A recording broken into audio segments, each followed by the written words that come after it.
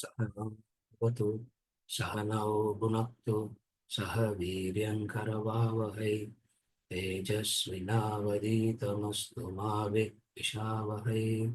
Om Shanti.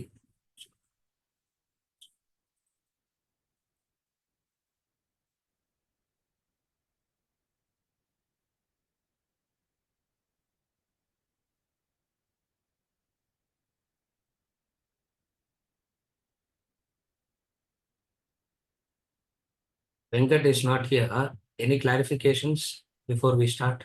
Yeah. Before going to the text? Hariom sir, Ranjani ma'am has the clarification. I'll put it on the screen. Where are you? Hariom sir. Oh, you are here. Okay. Yeah. Put it. Okay, sir. 1 second. Suddenly I'm seeing new person coming into the class. I'm what?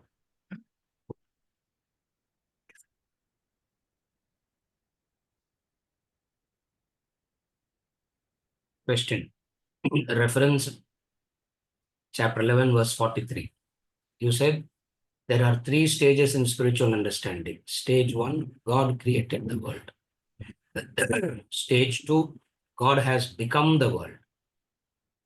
Not that God created the world. Stage 3, world is an appearance on God, meaning God created the world by becoming the world without undergoing change. So whatsoever creation comes up, nothing happens to God. And to come to the highest stage, Vishwarupa is very important. This is what said in the class. Question. Is the above understanding sequence correct? Yes, it is correct. Is Vishwarupa the second stage? Yes, Vishwarupa is the second stage. The third stage is Maya Advaita, Brahman. The third stage is not. The third stage that we talk about is where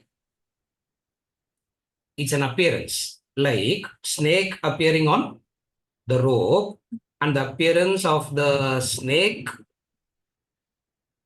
will have no effect on the rope. Snake comes out of rope, but the snake coming out of rope will not have any effect on the rope.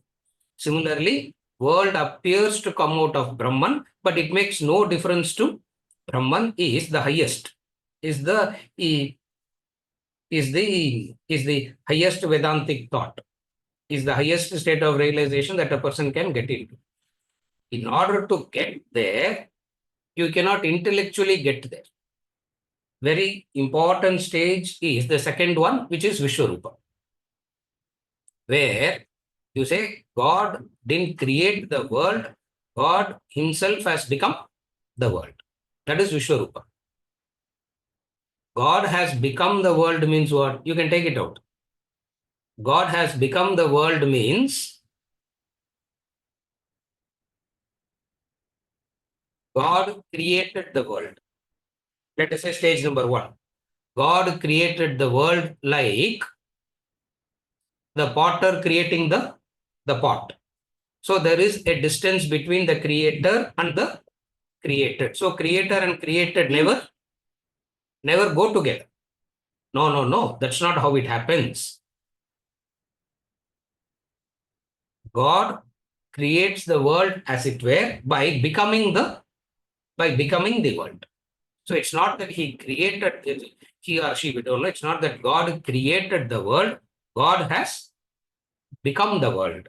When you say God has become the world, each and every fiber of the world, each and every cell of the world, each and everything that you see in the world is God, is divine. That is a very important stage to evolve into. Without Vishwarupa Darshana, you cannot jump into the highest directly, because it is Vishwarupa that brings about the purity of mind. That purity of mind is required to do. Remember this. Carefully follow. Shravana, Manana, Nididhyasana. We have studied this. Shravana, Manana, and Nididhyasana. For Shravana and Manana, you don't need such a pure mind. All that you need is what? Some interest in the philosophy you need. That's all. You can do Shravana. You can intellectually ask so many questions, and all your clarifications will get answered, and you will go back and how will you go back? You will go back very scholarly, but no transformation will happen. So transformation will happen through Nididhyasana. For Nididhyasana to happen, Shravana, Manana, plus. There is a very big plus here. There is a very big plus. What is that plus?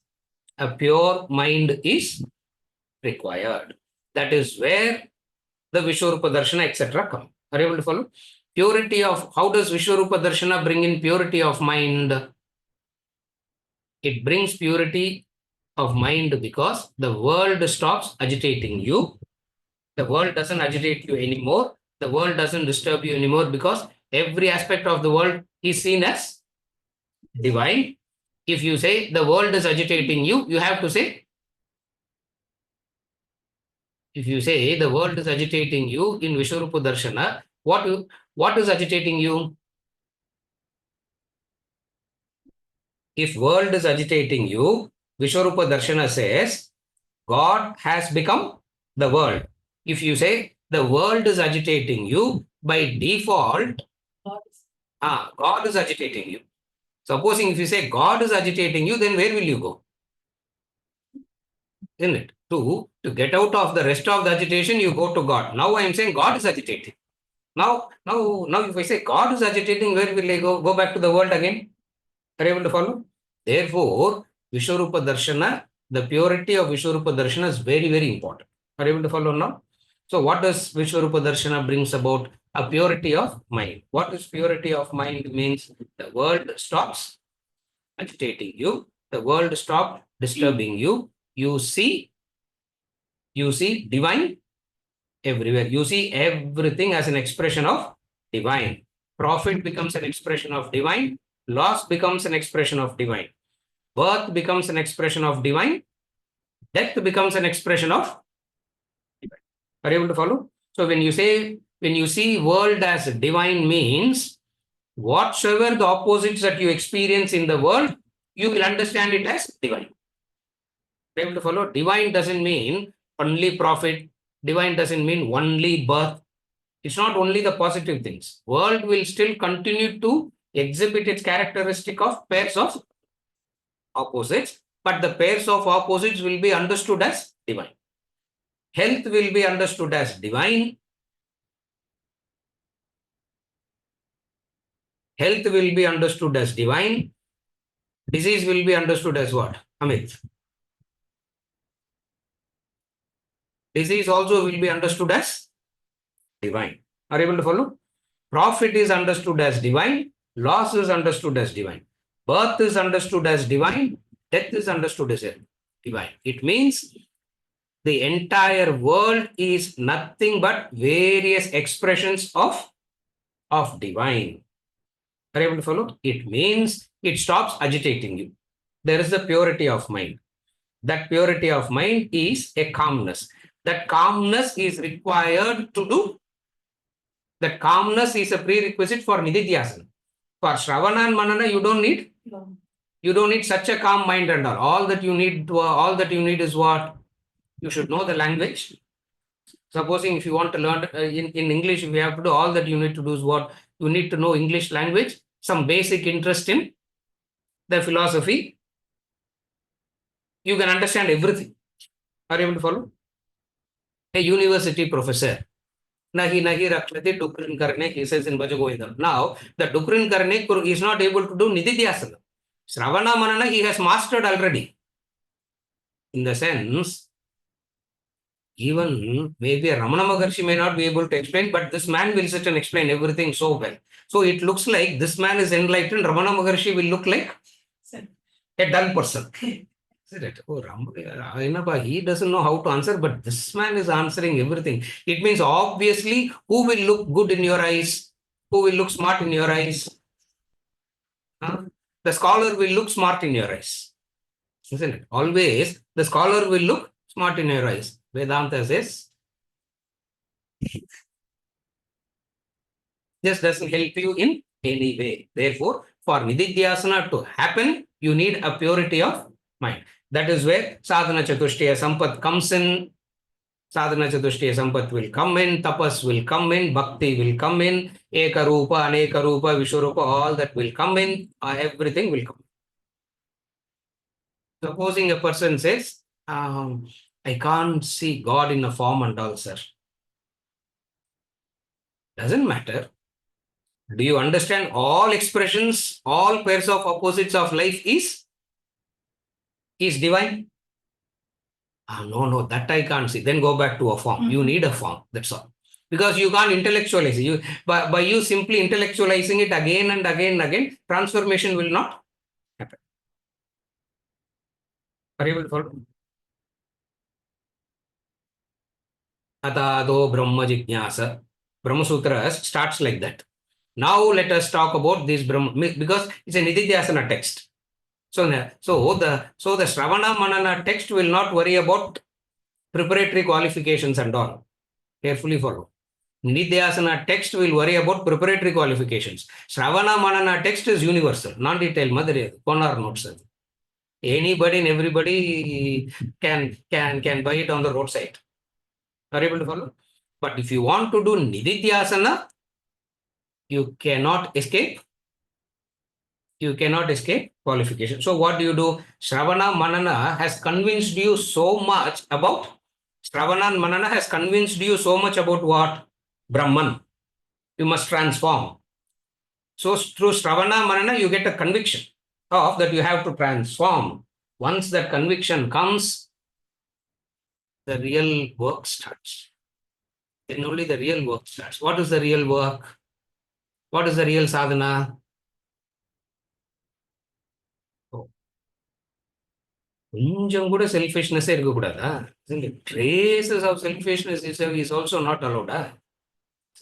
Here and there, little bit I can have, no. It gets very. Now, if you want, as long as you say, I'm only interested in the intellectual entertainment of the knowledge, no problems. If you come and say, I want a transformation, then it's a different game altogether. Are you able to follow? For that, Vishwarupa Darshana becomes a very important step. Now, Vishwarupa Darshana, from the beginning, we are saying Vishwarupa Darshana is not seeing any special ballooned up huge form. That is not Vishwarupa. What is Vishwarupa? The pairs of opposites are divine. That is Vishwarupa. Are you able to follow? Vishwarupa means the pairs of opposites are divine. That's where the wise one says, whatsoever happens, I say, it's for good only. It's divine. Whatsoever happens, it's good. And you'll get very irritated to hear that. So what do you mean it's for good only? Profit comes, it's for good, understandable. Loss is also good. How can it be good? Are you able to follow? Vishwarupa Darshana is a very important step.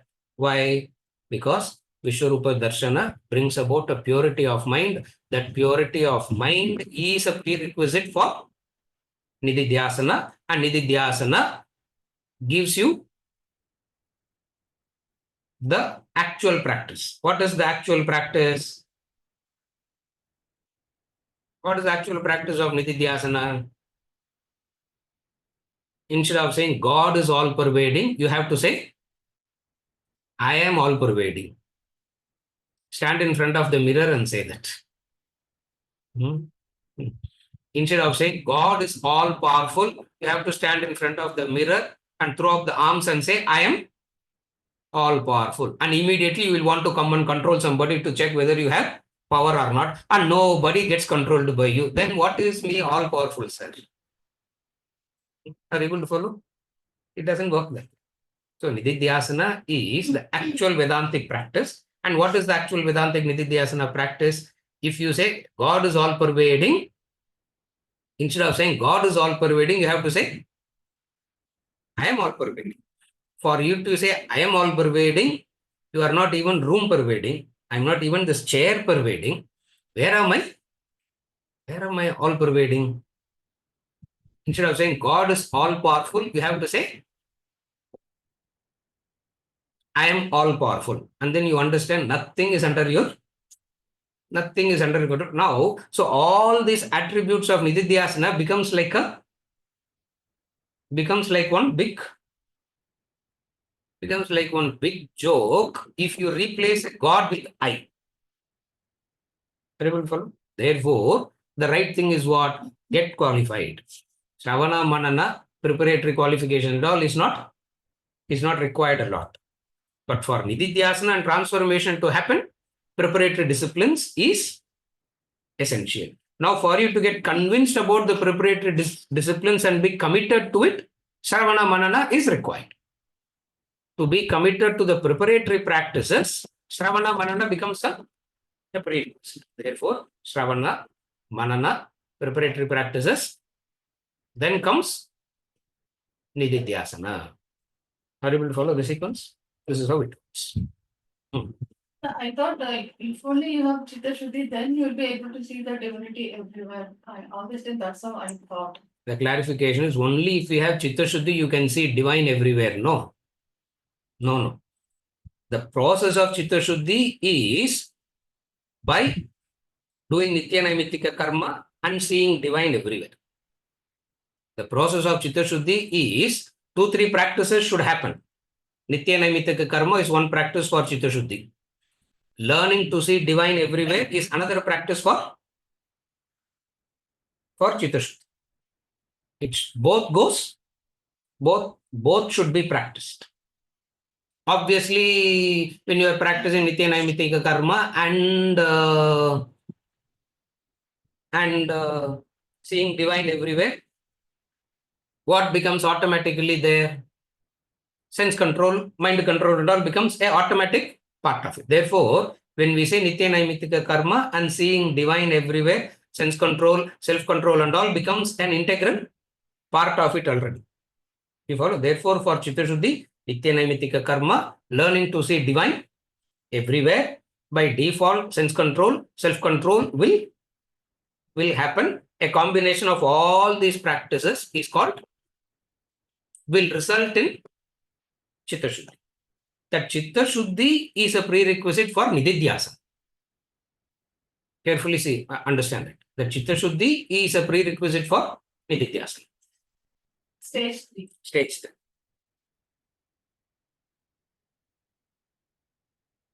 Yes, Venkatachalam.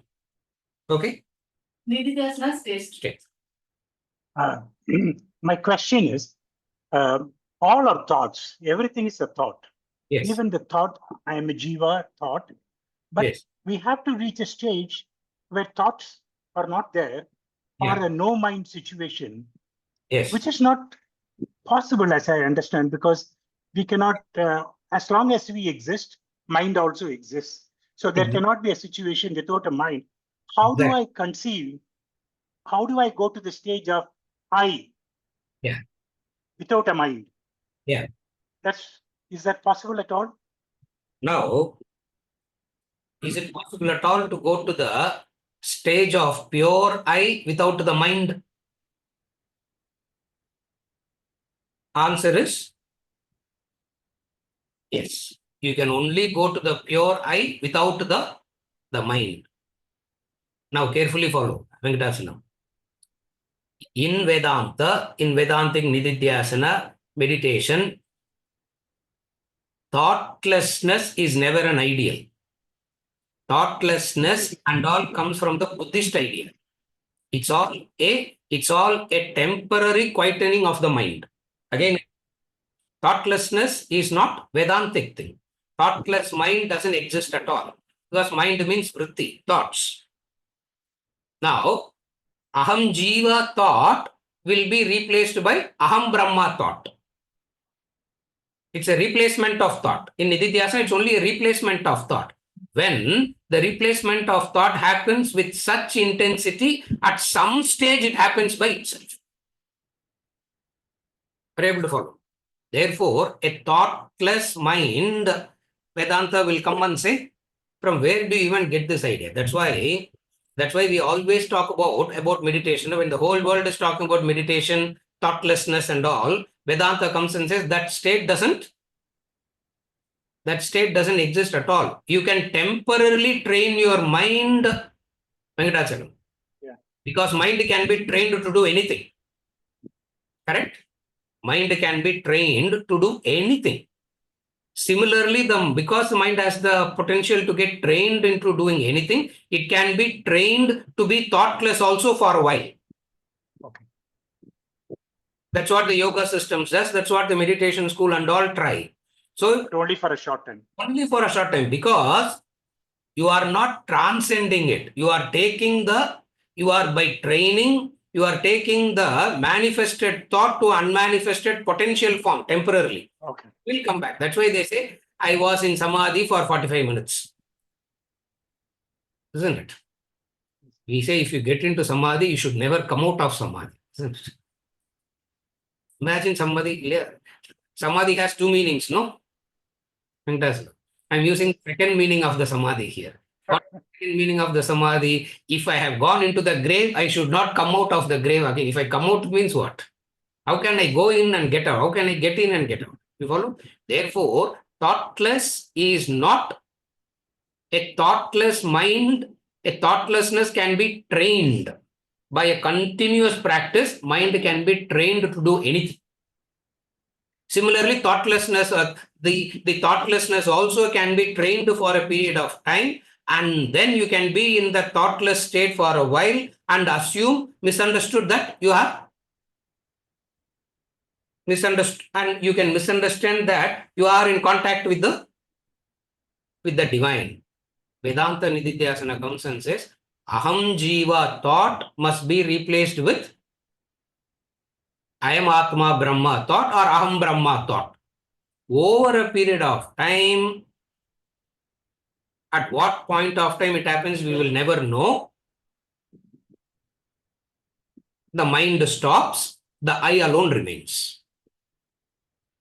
When the I alone remains, you know it, and you also know that no way you can communicate it to anybody. You will know it. Not only you will know it, you understand that impossible that this can be communicated to anybody else. Because all communication happens through words, isn't it? All communication happens through words, and words cannot communicate that pure I. Therefore, they say thoughtlessness. Vedanta comes and says this thoughtlessness is a fallacy. For temporarily, you can train your mind to suspend the thoughts temporarily.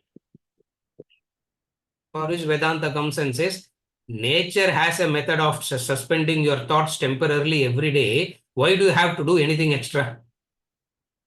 Nature has its own way of suspending your thoughts every day. No. Where? Deep sleep. Deep sleep.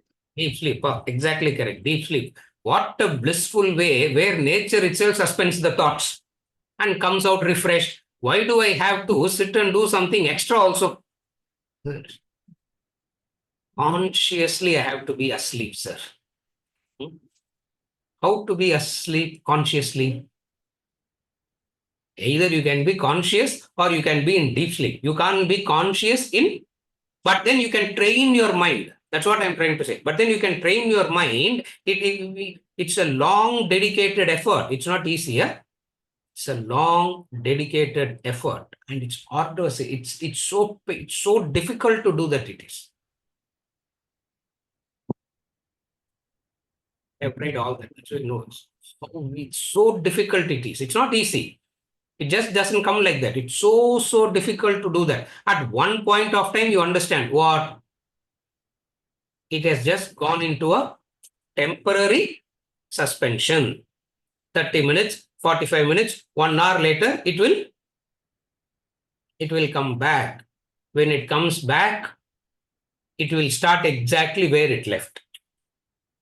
Where it left is the world is agitating, disturbing. After coming out of Samadhi, the world will continue to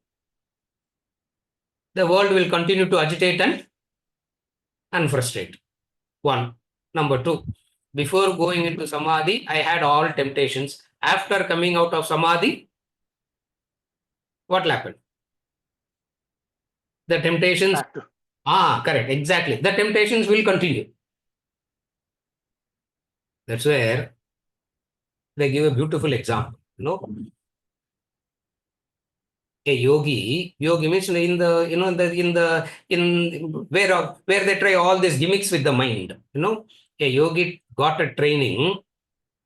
He went into he went to the king and demonstrated his thing. What is it? He said, I can temporarily suspend my thoughts and breathing.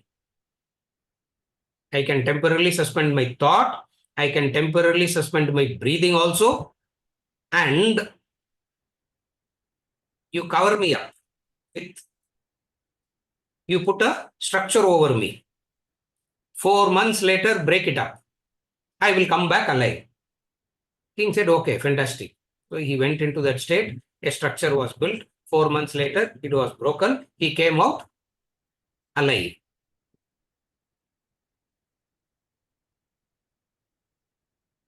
The king said, what do you want? The king asked, what do you want? The man said, a few horses. The king said, you could have directly gotten the horses instead of going through. By all this, why do you have to get to her? Are you able to follow? I always say the king should be an enlightened person, isn't it? Literally, the king is an enlightened soul. He said, what is the use of all this? You follow what I'm saying? Ramakrishna Paramahamsa gives another example. No.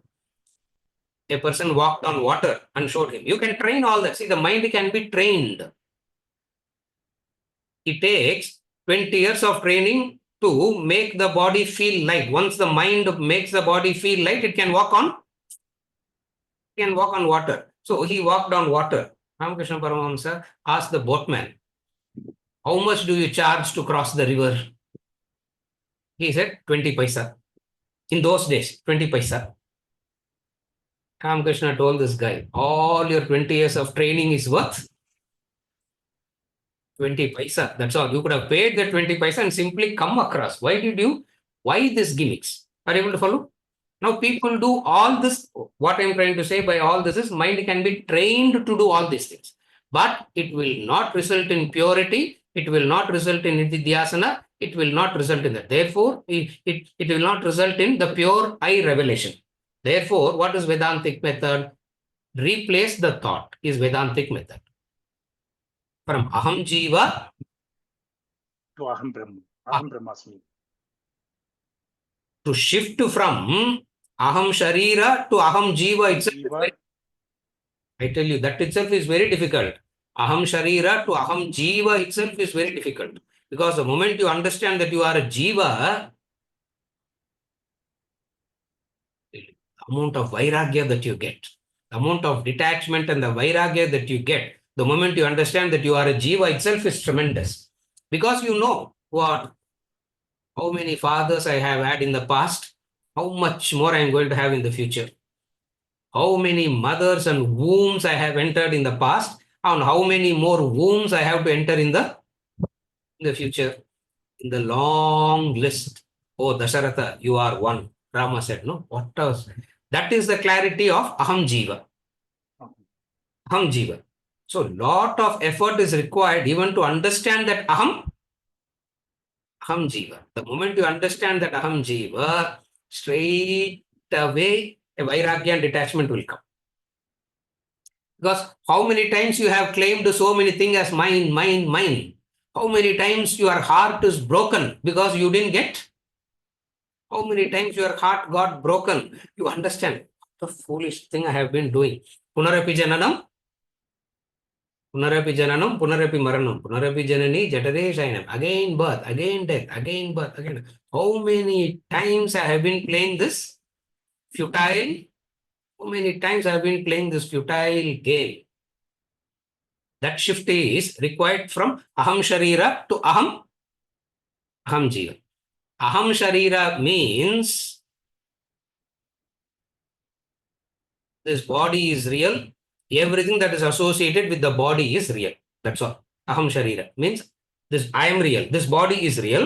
And everything that is associated with the body is real. Therefore, you go on claiming mine, my house, my wealth, my body, my family, mine. It goes on coming. Yama has already taught us through Nachiketas.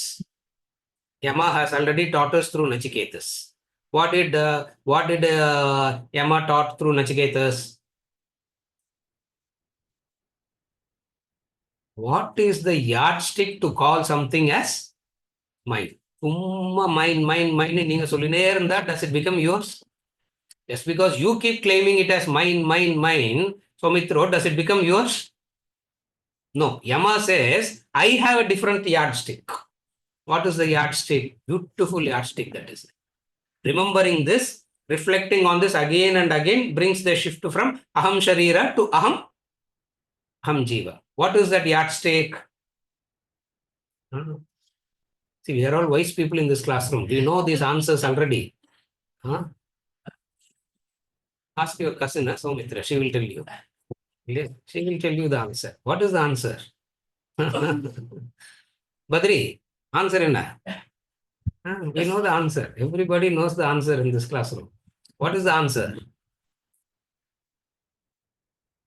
Silky, you won't know. I'll tell you. Now the conversation between you and me only. Nobody else will know the answer. Now this conversation is between you and me now. Yama said, Nachiketas, for you to claim something as yours, there's only one yardstick. What is the yardstick? I am that yardstick, he says. I am the touchstone. I am that yardstick. Yama says, I am the touchstone. I am that yardstick. What do you mean you are the touchstone? You are that yardstick? That which will come with you when you come with me is yours.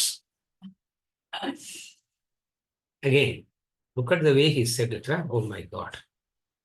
Million times it is so inspiring. That which will come with you when you come with me is yours. That which will not come with you when you come with me was, is, I don't know, never yours. Coming with Yama means what?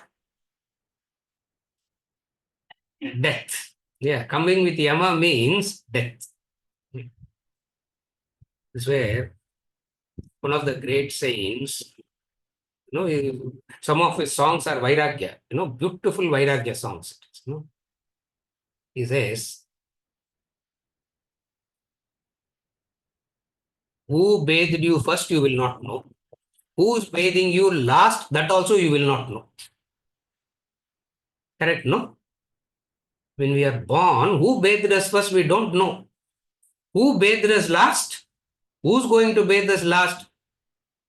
Whether will somebody do it also, we don't know, isn't it? In between, what is this big drama? In between, what is this big emotional drama and sorrow and suffering is all because of what? Able to follow?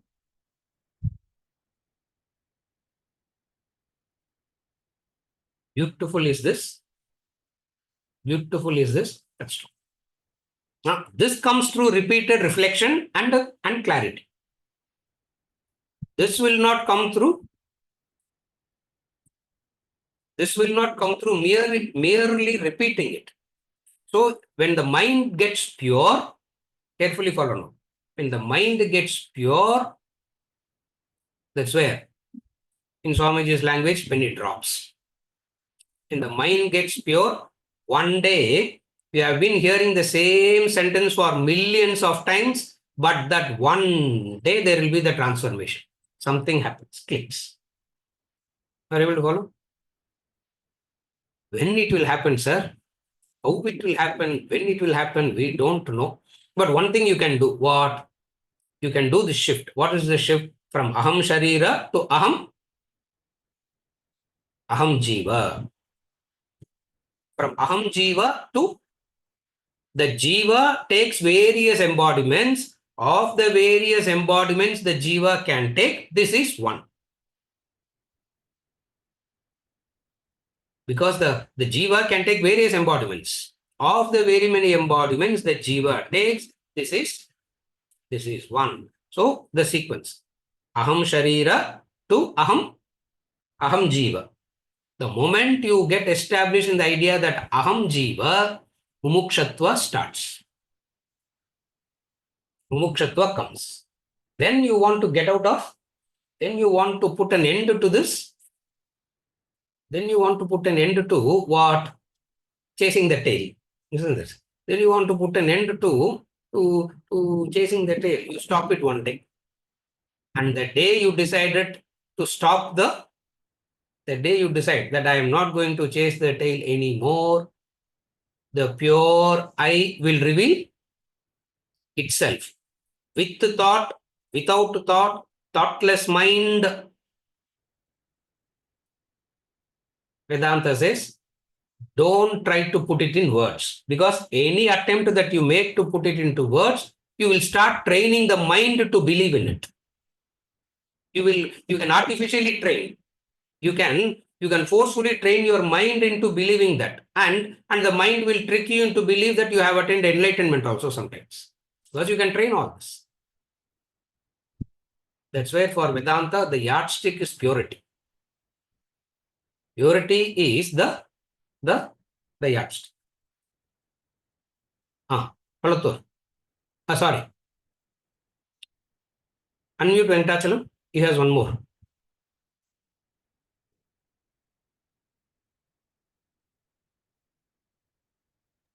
Sorry, the question I have is appearance and this conviction.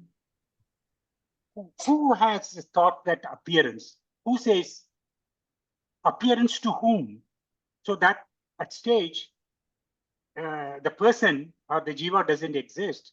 Yes. So it doesn't. There's no appearance for that person. Yeah. And so my following that question, I say, if that is a height of intellectual thought, conceptual thought with perfect understanding, I am in that thought, completely locked in. Between that stage and that penny drop stage, Yes. is there any difference? Because I can continue to exist in this world at the height of the thinking. Yes. There's nothing more Yes. that happens between that and the penny drop stage. Yes. So why is that penny drop stage where it's so important versus this height of intellectual conviction? Yeah. The penny drops versus intellectual conviction. When you are intellectually convinced, you are in that height. In that height, yes. In that height already. Then what is the penny? Then what is the penny drop? The intellectual height can be very easily hijacked by the ego. The ego can hijack that intellectual height. Are you able to follow? It's not stable. It's not Yes. stable. Not stable. Ego can hijack that. Ego can very easily hijack that. Therefore, in order for the ego to become powerless, how to make the ego powerless that it can't hijack that state? Okay. That's where purity comes. You got? Otherwise, ego will hijack, because ego knows how to gain a backdoor entry. The ego doesn't dissolve with that height of intellectual. No. Ego doesn't dissolve there. Ego will not dissolve there. Ego still exists. Ego still exists because it is still an instrumental conviction. It is an instrumental conviction.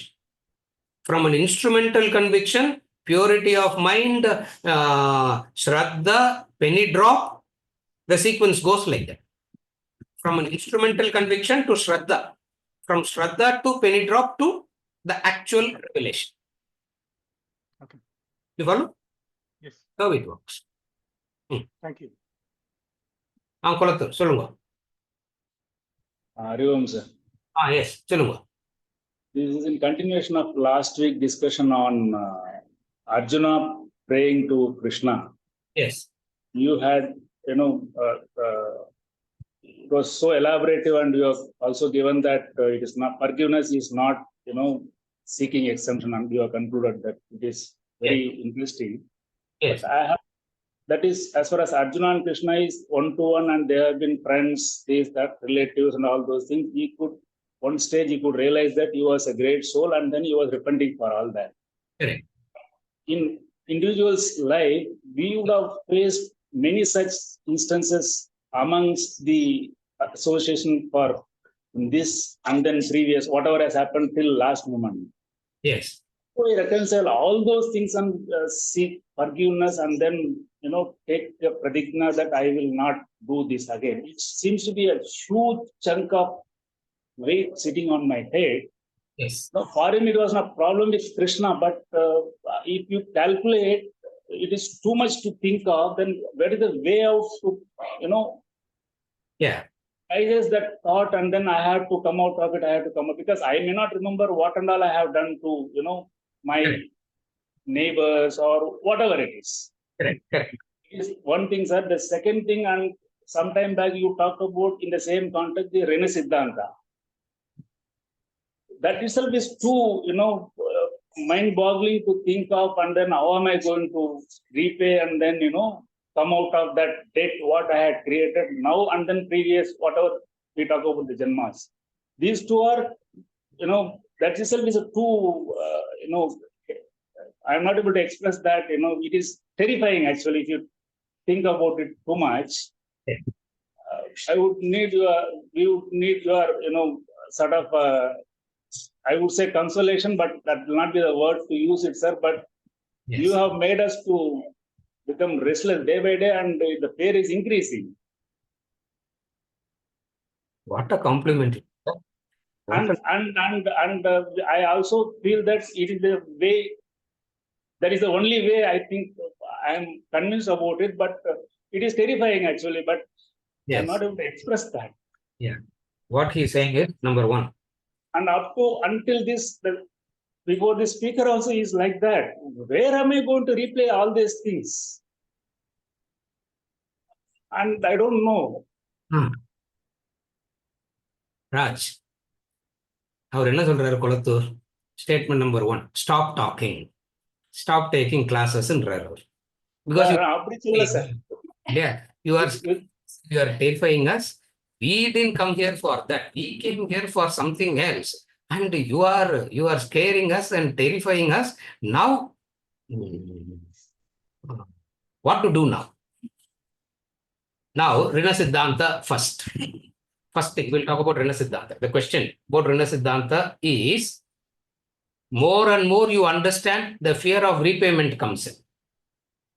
Rina Siddhanta tells you very clearly that it can never ever be repaid. Rina Siddhanta tells you one thing very clearly. Are you able to follow? Yeah. Follow through. First thing, Rina Siddhanta doesn't talk about actually repaying. Rina Siddhanta actually talks about what? It can never ever be. It can never ever be repaid. Then what can be done then? If it can never ever be repaid, then what is it that I can do? Do I have to be a debtor forever? Do I have to be a debtor for infinite period of time? No. What is the way out? Nitya Naimittika karma. Nitya Naimittika karma. The Panchamaha Yajna, the Nitya Naimittika karma is the way by which the way by which it is actually done. Are you able to follow? Therefore, Rina Siddhanta is not about repayment. Rina Siddhanta is telling you that the infinite is blessing you all the time. Yes. What is the idea that Rina Siddhanta is supposed to teach us? Rina Siddhanta is supposed to teach us that infinite is blessing you all the time. How ungrateful a person have to be sitting in depression. How ungrateful it is to sit in sadness. The sadness and depression and crying has any justification? Insanity it is. It is an act of ingratitude to be sad. It is an act of ingratitude to be depressed. It's an act of ingratitude to be in melancholy. Siddhanta, நான் சொல்ல இதெல்லாம். Yeah. Now, இன்னைக்கு கூட answer கொடுத்தா கூட you are scaring us, sir. Now what do I do? I am not saying. I am saying this is how Rina Siddhanta, this is how Rina Siddhanta works. Therefore, what happens? You go on doing your Nitya Naimittika.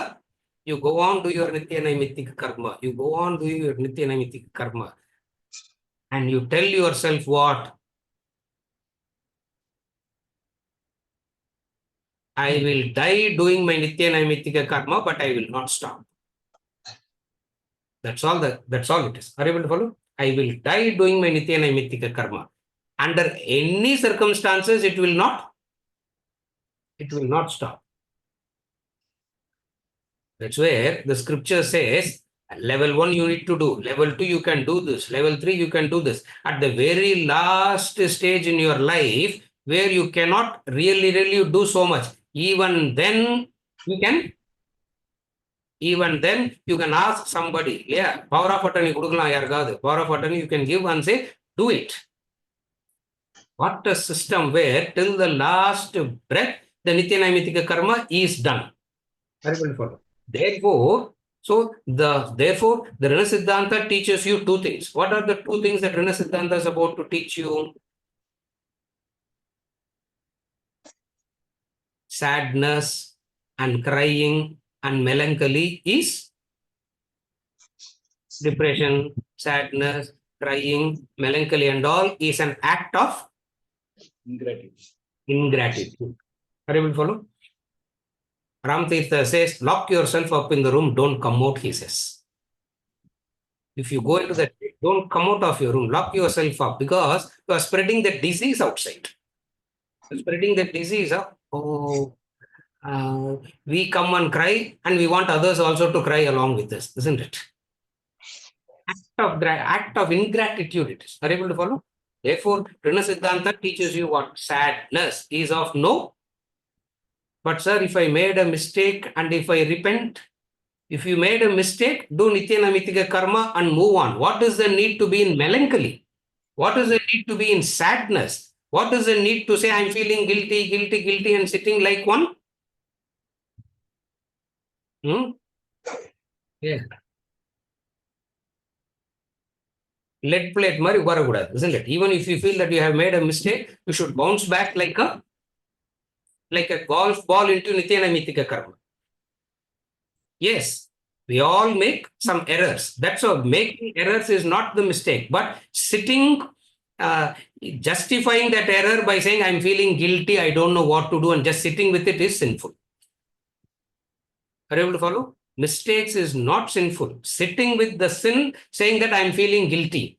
Because I'm feeling guilty, I will not do. I cannot do anything is a justification to commit the sin again. Remember that. Whenever you say I'm feeling guilty, it's a preparation to do the same mistake again. Innum bayama irukka? It's more scary now, no? It's more scary now, no? Ego gains a backdoor entry like that. Therefore, Rina Siddhanta teaches us something very clearly. What is the Rina Siddhanta teaching? There is the divine, that is, there is an infinite that is supporting you all the time. Inadvertently, some mistakes every one of us is bound to make. Every one of us is bound to make mistakes. And the problem is not about making mistakes. The problem is sitting with that mistake. What is sitting with that mistake means? Melancholy, sadness, crying, depression, guilty. Yeah. I told that person, he came and said, oh, I'm feeling so guilty. I told him, you wanted an excuse. I told you, don't smoke, quit smoking. You quit smoking for 7 years. Now you wanted an excuse to go back to smoking. Your mother's death has become an excuse for you to go back to smoking, I said.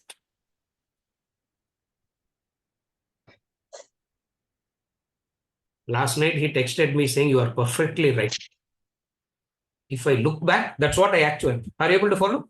How it gains a backdoor, and everybody was sympathizing. Oh, you are feeling guilty, it's okay. Oh, she'll be happy. God will this, God will that. Oh, therefore, Prana Siddhanta is very clear in teaching us this. Is it okay? Kolathur. So, yeah, up to this is clarifying the first question.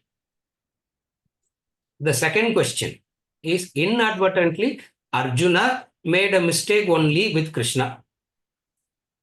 Vada podanla kupta. He said, come, Pukaru, Vada, Poda, insulting, bad names and all. He called him. And now, Gulutur's problem is, for Arjuna, it is very easy, sir, because he did only to one Krishna. Now I have done to.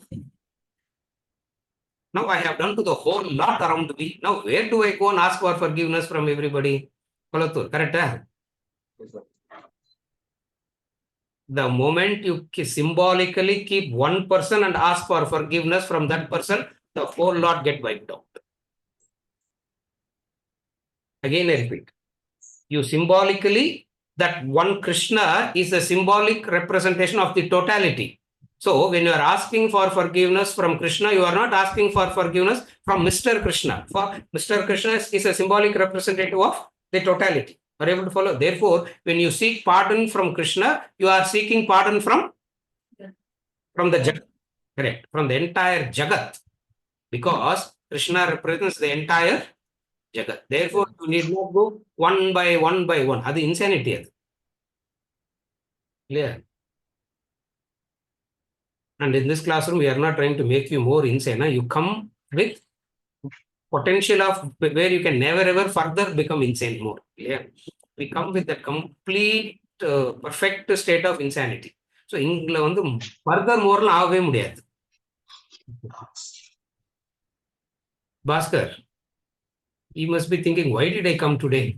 Yeah, he's texting Venkat already and say, why you could have been, why did you make me to come to today's class? Are you able to follow? Therefore, a symbolic representation of asking for forgiveness from Krishna is asking for forgiveness from the entire creation. Asking for forgiveness, we have already discussed. I'm not going into the detail again. All that we have discussed already. So, Krishna become a symbolic representative of the entire Jagat. Logically understand it like this. Logically understand it like this. A cave that is in darkness for millions of years doesn't require millions of years of light. A cave that is in darkness for millions of years doesn't require millions of years of light. The first matchstick you strike there, millions of years of darkness goes away in a jiffy it goes. Correct?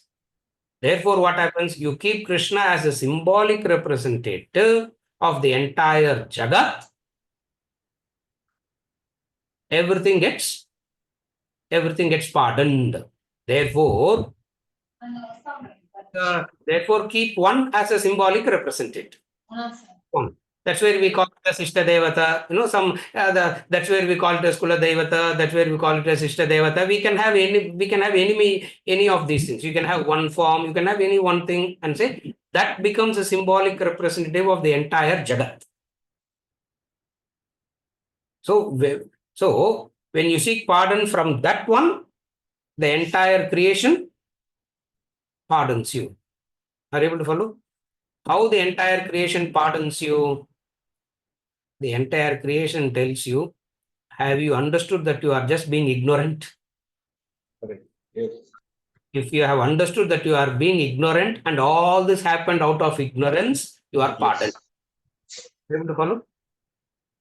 That's where ignorance is the problem, and Vedanta goes on insisting on understand it is ignorance. Understand it is ignorance. It is not the act. It is not the word.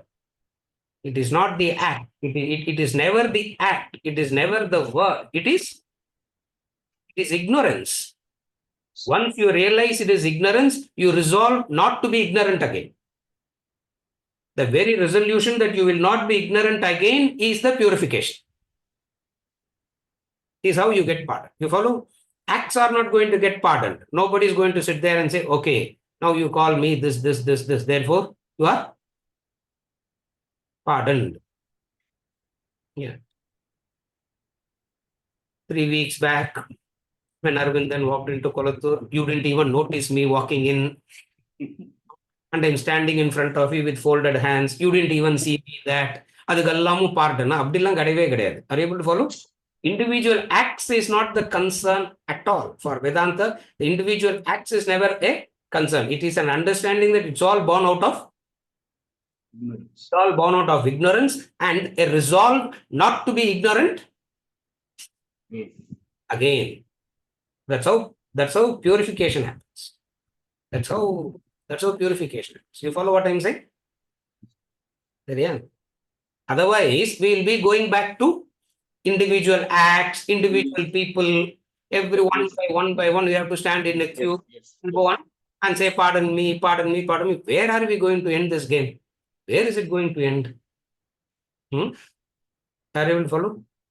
Why we talk about ignorance is because most of the time, the heart is in your head. The other didn't even bother about it. Yes. The other didn't even care about it. The other didn't even bother about it. They have forgotten and they have moved on already. Where is it sitting? Where it's sitting in your head because of ignorance. Are you able to follow? That's where it is so. That's where we say you unnecessarily punish yourself. You unnecessarily torture yourself because it doesn't really. Because the other didn't even receive it or forgotten or moved on, but it sits in your head as a huge weight. It's a huge burden. It is like the Atlas carrying the entire. That picture is there, no? I always like that picture from childhood. I don't know why I like that picture so much. I like that picture. But I'll be intrigued always. Where is he standing? I'll be intrigued all the time. Because the entire planet is on his shoulders. Now, where is he standing to hold the entire thing? He's all in his head. Another example. Ram Tirtha's example. In the train, don't carry luggage on your. In the train, don't carry luggage on your head. In the train, what you should do? Drop the luggage. Drop the luggage. In the train, drop the luggage. Life is run by the divine. Unnecessarily, I am carrying the luggage and torturing myself, punishing myself in the name of feeling guilty, in the name of repentance, in the name of feeling guilty, in the name of repentance, thinking that that's why I am purifying myself. Are you able to follow? These are all misunderstandings. Why? Because you do all these things. It's a preparation to commit the same mistake again. It's a preparation to do the same mistake again. Most of the time, we make a mistake by feeling guilty. We are preparing ourselves to do the mistake again. Why? Because we are not removing the ignorance. Able to follow? Because we are not removing the ignorance, we will be prone to make the same mistake again. Now, knowledge comes and tells you what? If you think you have committed a sin no more. I tell you. That in that one sentence, that man knew how to help us to understand life and move on. Jesus Christ. If you think you committed a sin no more. No. Mary Magdalene was caught in the act of adultery red-handed. And the command and the Moses law says, thou shalt not commit adultery. And if you commit adultery, punishment is stoning to death. And Jesus Christ's message was forgive. Now this lady was brought in front of. One whole 1 year course can be done on this episode. I tell you, beautiful episode it is.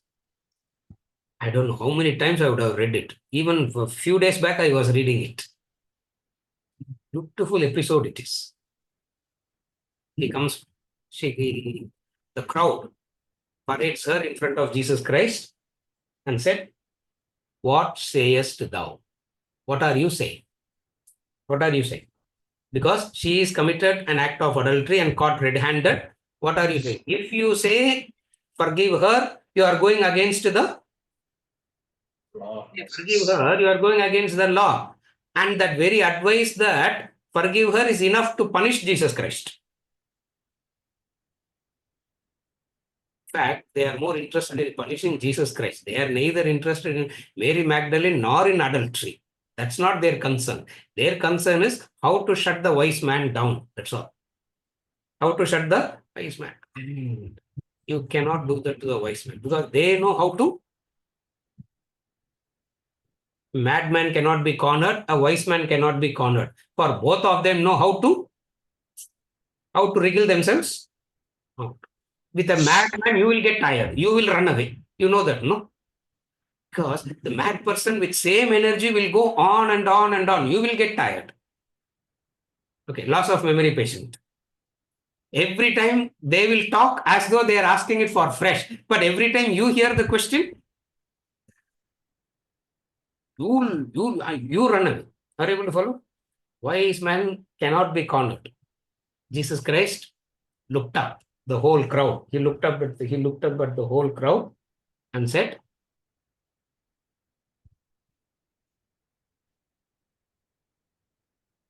"He amongst you who has not committed any sin, cast the first stone."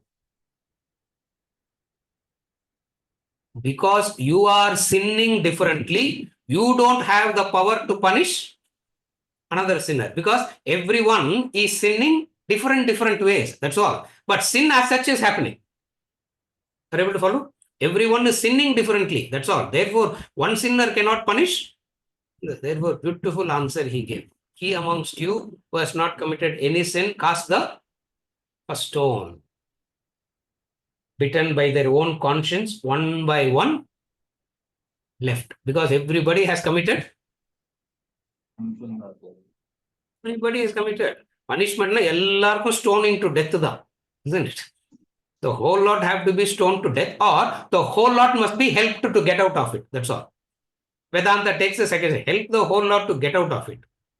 Then there are only two people standing now.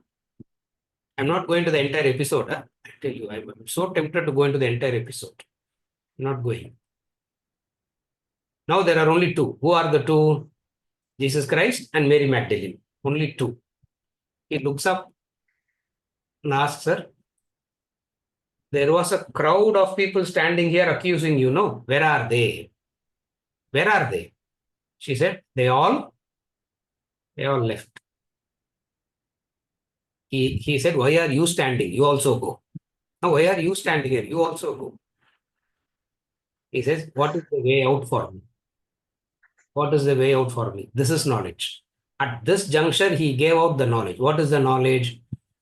If you think you have committed a sin no more. Because of ignorance, you did it. Now that knowledge, now that you have gained the knowledge, you will not, you will resolve not to do it again. In that resolving not to do it again, that's your salvation. Are you able to follow? There's nobody pardoning you from somewhere. In your resolve not to do it again, you are pardoned. This is how it works. Therefore, you don't go one by one seeking forgiveness. You don't go one by one asking for, because how many people we bullied in school days? Now we have to find out all their addresses and go and ask for forgiveness from them also, no? Isn't it? How many times we have stolen the lunch box and hidden, and the other fellow goes hungry, and then evening you bring the lunch box and put it in the school bag. Now, will you find the address and go and ask for forgiveness now? Where do we drop? Are you able to follow? You understand it in one way. What? It's out of ignorance and a resolve not to do it. Again, you become free. Are you able to follow? Arjuna got that knowledge from Krishna. Arjuna is getting that knowledge from Krishna. Through Arjuna, we are also getting the same knowledge from Krishna. That's how it works. Palattur, புரிஞ்சுதா? Yes, sir. கிளாஸ்ல உட்காந்துக்கிட்டு accuse பண்ணக்கூடாது. Thank you. Stop accusing. Bhaskar, how are you allowing all the accusers? Yeah, he's accusing me and nobody is defending me also. No, sir doesn't do that. யாருமே சொல்ல. Thought somebody will come to my defense. Venkatachalam. Tell him, no? Tell him that. Manogar. சொல்லுங்க அவர்கிட்ட. உங்கூர் ஆள் தானே? He is accusing me. Amit, at least come to my rescue. Tell that fellow to shut up. Yeah, don't accuse, sir. Palattur, okay, va? Yes, sir. Thank you. Yes, Amit. Welcome.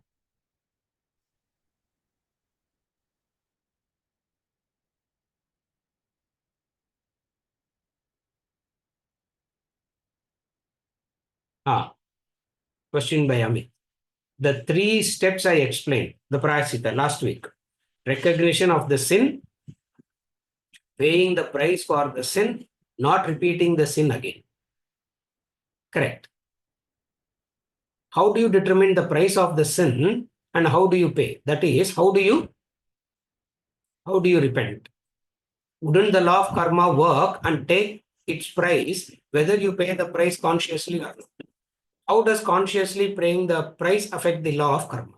Very good question. The question that Amit is asking is, how does prayaschitta karma influence the law of karma?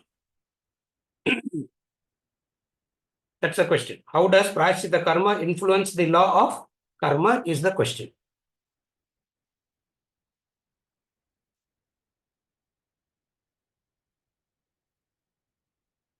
That which a wrong action can be undone by the right action. Again, I repeat. A wrong action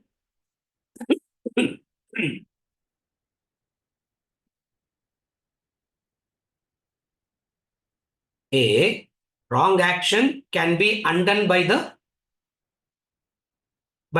right action.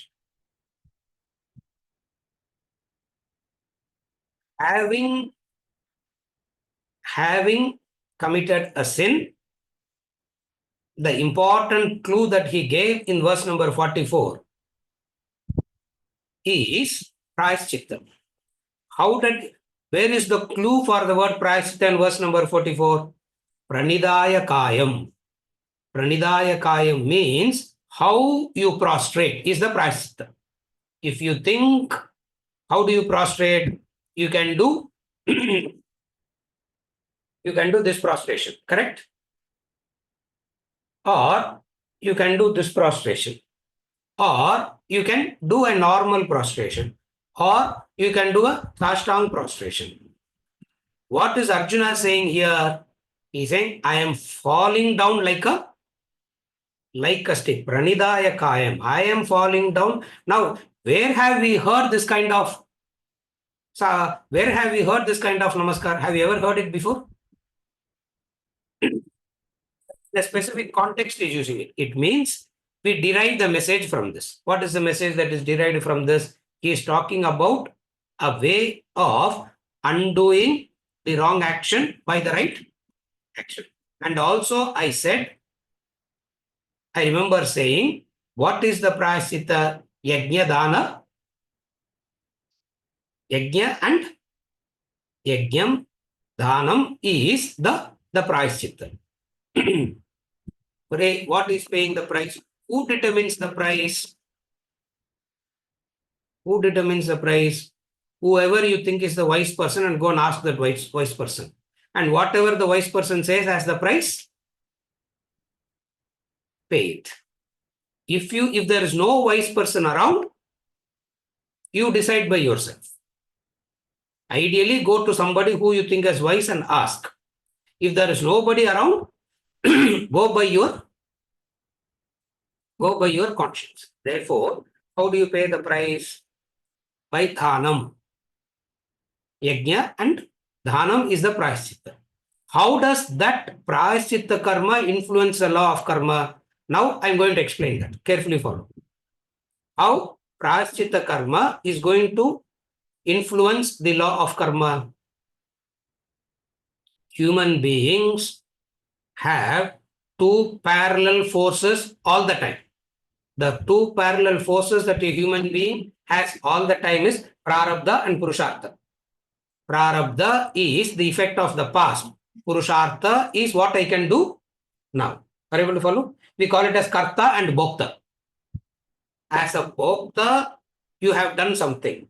As a karta, you can undo that. That's how the law of karma works. Supposing if we say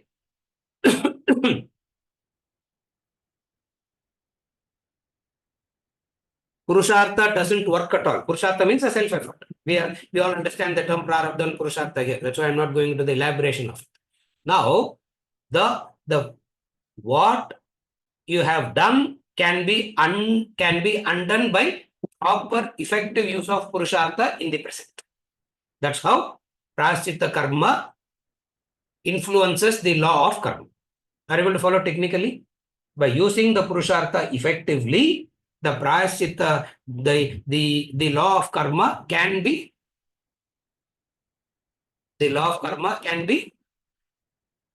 influenced. Influenced means what? It can be undone completely or the damages can be minimized. Take the worst possibility where what you have done is so sinful. You will have enough conviction to say,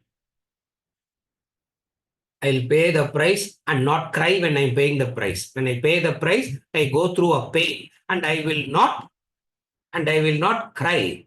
I'll go through the pain. Titiksha. Are you able to follow? Therefore, this is how prayaschitta karma can influence the law of karma. Again, I repeat. How? By effective use of purushartha. By effective use of purushartha, you can undo it. Law of karma will extract its own price if you don't make effective use of purushartha. Correct? Law of karma will extract its own price if you don't make effective use of purushartha. What is effective use of purushartha means? Effective use of purushartha means actions not guided by your likes and dislikes, actions guided by what the Shastras have told you to do.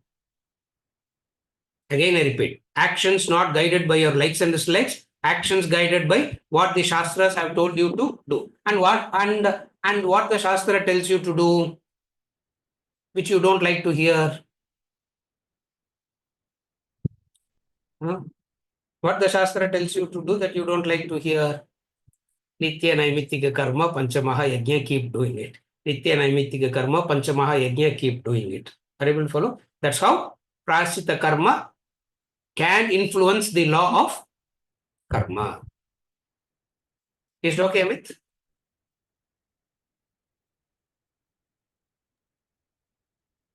Thank you.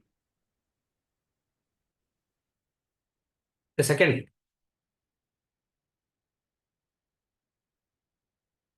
The four mandated duties for us are the pursuit of dharma, artha, kama, moksha.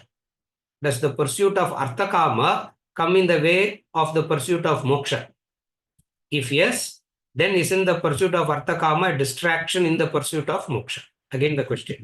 The four mandated duties, dharma, artha, kama, moksha. Does the pursuit of artha, kama come in the way of pursuit of moksha? If yes, then isn't the pursuit of artha, kama a distraction in the pursuit of moksha? Number one, first, does the pursuit of artha, kama come in the way of pursuit of moksha? Answer is Yes and no. if dharma is preceding artha, kama pursuit, no. If dharma is neglected and artha, kama is pursued, it will interfere. Answer is it will not be a hindrance if Arthakama is pursued with Dharma. If Arthakama is not pursued with Dharma, it will become a hindrance. So the challenge here is not Arthakama. The challenge here is What is this? Dharma. Dharma becomes a very vital factor. Therefore, pursuit of Arthakama doesn't come in the way of moksha.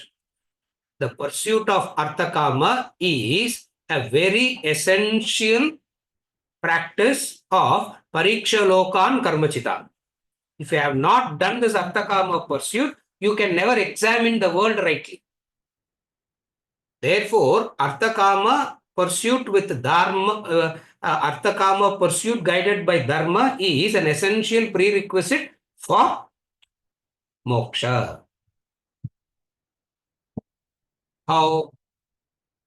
Then only you can then only when you examine Pariksha Lokan Karmachitan Brahmana, Mundaka Upanishad says no.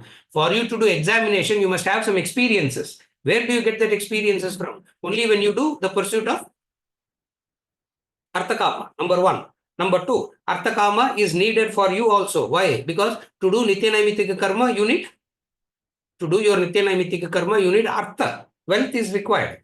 Therefore, you need to pursue that wealth in order to do your Nityanaimittika karma. Dhanam you need to do, for which you need wealth. Therefore, does the pursuit of Arthakama come in the way of pursuit of moksha? The answer is no, if guided by Dharma. Yes, if it is not guided by Dharma. That's why Dharma is the first one. Dharma, Artha, Kama, Moksha. So the starting point is Dharma, the end point is Moksha. Artha, Kama is sandwiched between Dharma, Artha, Kama, Moksha, they say, the sequence. Dharma, Artha, Kama, Moksha. Is it okay, Amit?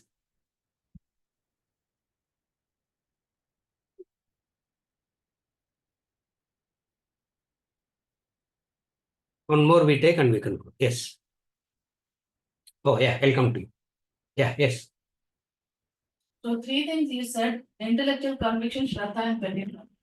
So any intellectual conviction, I'm trying to say that.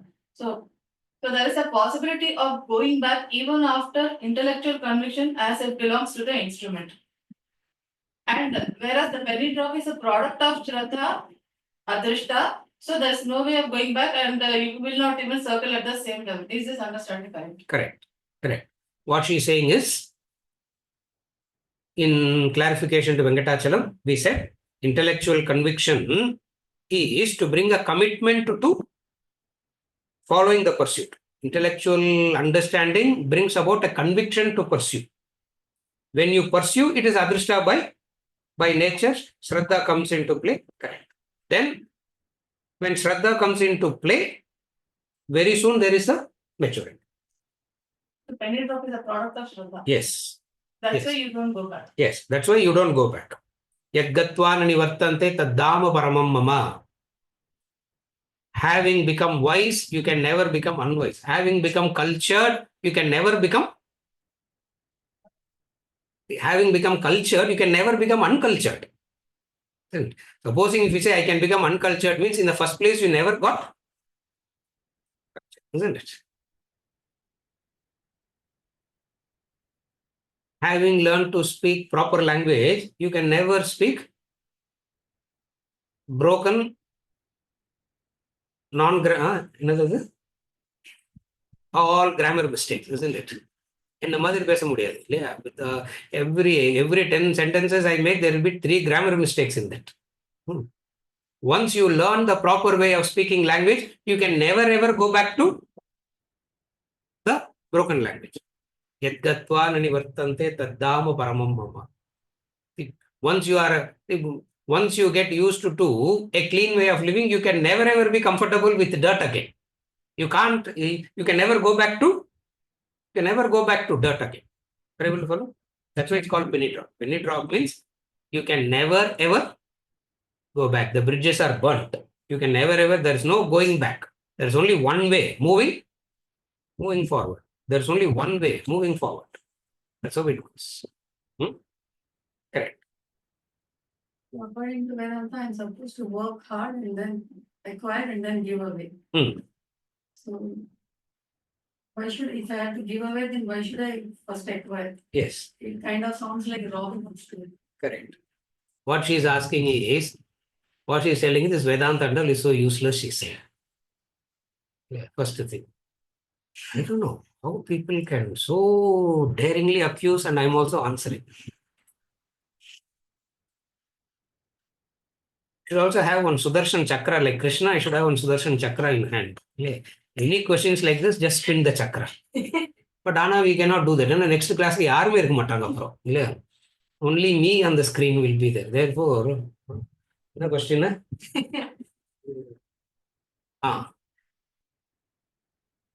First, Vedanta said, I don't know what Vedanta she heard. First, Vedanta said, you must work hard. Vedanta said, you must work hard. Okay, big question mark. Second, after working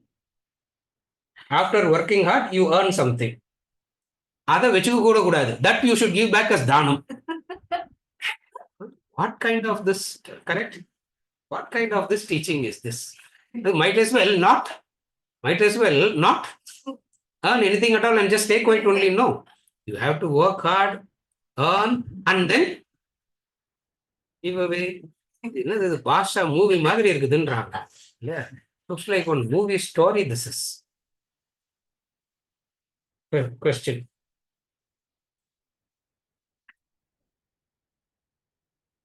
Vijayarangan. Another teacher you have now, at least. Yeah, good teacher. இந்த மாதிரிலாம் அங்க யாரும் இருக்க மாட்டாங்க இல்ல. Nobody will misbehave like this there. Correct?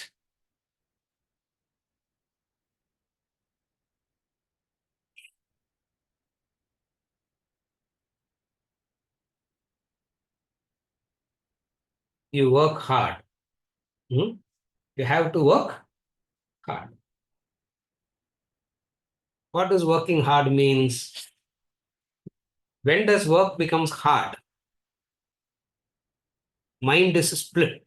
When the mind is split, I don't want to work, but I'm forcing myself to work. Then only work becomes hard. When does work become hard?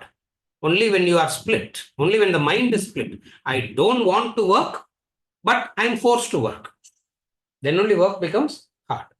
First thing, work will never become hard because you are supposed to do that. Obviously, we are talking about mental pain. We are not talking about physical thing. In this classroom, whenever we talk about pain, it is understood that we are only talking about the mental thing, not the physical thing. Therefore, what is work? When does work become hard? When one part of you doesn't want to, isn't it? What is that part in you doesn't want to? Again, ignorance, a wrong attitude. What is a wrong attitude? Minimum work, maximum profit. That's ignorance.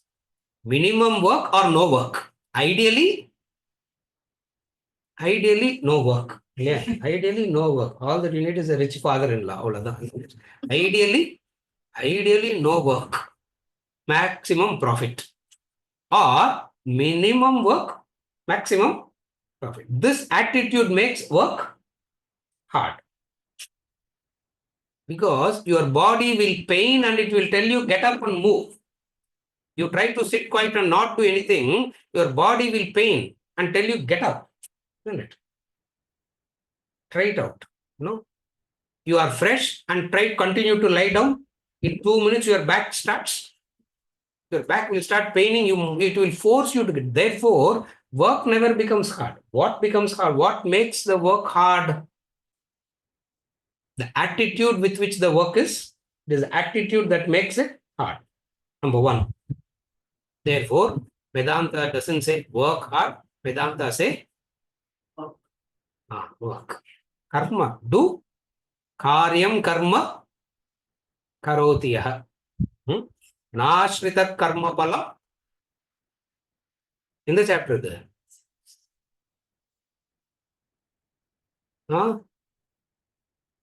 ஜிடிலாம் வர போறாங்க. எந்த chapter இது?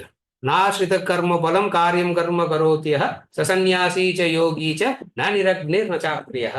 Beautiful. நாஸ்ரித கர்ம பலம். Correct. Chapter 6. Beautiful verse. Chapter 6. Very beautiful verse it is. Yeah, very first verse of chapter 6. So, karyam karma karoti.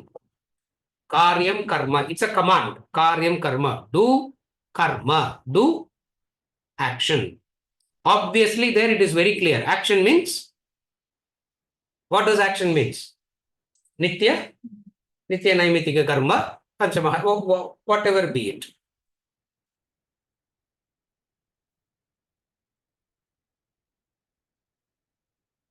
When you do that, how many people are supporting you to do that? Are you doing your action all by yourself? Is not the totality aiding and supporting us to do what I am doing? Without the aid of the totality, can I do anything? Therefore, when the result comes, everybody has a legitimate share in that. Therefore, I am not doing any dhanam and all. I am giving that which ought to be. I am giving that which ought to be done. Are you able to follow? Therefore, dhanam and all doesn't become a big charitable act if I am not doing dhanam. What am I doing? If I am not doing dhanam, what am I doing? Stealing. I am stealing. Chapter 3. He says it's so beautiful, no? So beautiful. He says you are stena eva saha. You are a thief, Arjuna. You take the support of the totality and you keep all the results to yourself. You are a thief. Therefore, you are not doing any favor to anybody by doing. You ought to do that. A mature society will not go and ask for, I am paying the taxes regularly, give me exemption. They will not ask that question. Why? Because the totality is helping you to do what you are doing. Therefore, in turn, it becomes your duty.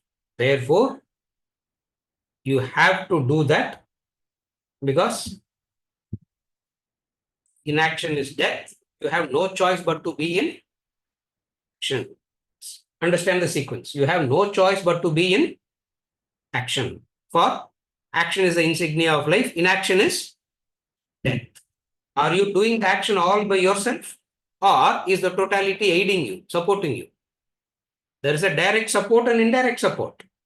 There is a direct support and indirect support. So when the result comes to you in your hand, how would you see the result in your hand? You can say it is mine and put it in your pocket. That's called stealing. Stena, that is stealing. Opposite of it is what? The result has come to me. Now I have to share it responsibly with. Now I have to share it responsibly with everybody. Then we don't incur sin. Otherwise, we believe I have done the action, therefore result belongs to me. Isn't it? People say, no, I have worked hard, sir. No support. Without any brick by brick, every brick here is my sweat and blood and sweat. Hard work, sir. What do you know? It's hard work. Therefore, it is legitimately mine. The proof is what? You will not be able to enjoy that. You will not be able to enjoy that. The proof is you will not be able to enjoy that. Whereas the other, what is the other way? You get it, you understand, it has to be shared with everybody. You share. Yeah. what a joy it gives, what a bliss it gives. Then you understand what unnecessarily I have been suffering for so long. Now I start giving. Remember, most of the time we physically give, mentally we don't want to give. Here we are talking about the mental wanting to give first. Most of the time we physically give, but mentally we don't want to give. Here the exactly opposite here. There is the mental, there is a wanting to give mentally. And when you want to give mentally, it doesn't matter what you give, the world returns it back millionfold. You must experience it. Like Sudama. What Sudama gave to Krishna? Krishna, the prince. Sudama took one. Even today we are giving to Krishna, no? In Krishna Jayanti we also give, but nothing is happening, isn't it? He gave that. What is that called in English? Pohava. Poha no upman and isn't it? Flattened rice, okay. Flattened rice. Sweetened rice.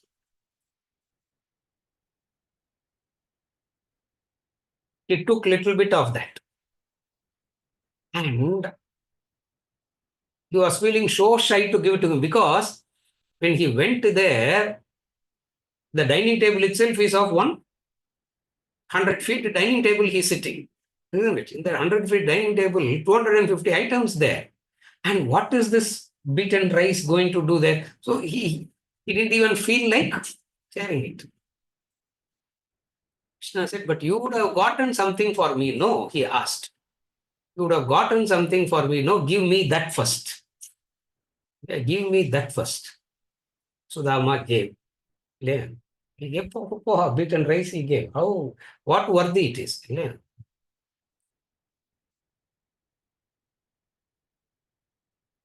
First handful, Krishna ate. Second handful, Krishna ate. Third handful, Rukmini stopped and said, stop it now. You give it to me. Why? Because third mouth, if he had eaten, Krishna and Rukmini will be serving Sudama in their house. Everything was given. Everything was given. Sudama, why do you... Rukmini told Krishna, enough now. Enough now. Are you able to follow? It doesn't... It's not... the world doesn't show the courtesy by the object that you give. The world returns the courtesy by... How does the world return the courtesy? By saying, I am keeping that which is not legitimately mine, and I will share it. More you give, the world gives you, and then there will be a fight between you and the world now. Who's going to give more? Wow, that's a beautiful fight. I tell you, that's a wonderful fight. You should experience that fight. Somebody gives you more and you decide, no, okay, now I will give you more. And world says, oh, this one, now I will give you. You should experience it. It's such a funny game this life is. So working hard and all doesn't exist. Work. And when you work, support of others comes you. And when the support of others come to you, the result also goes to everybody. You follow? With this, we conclude for today.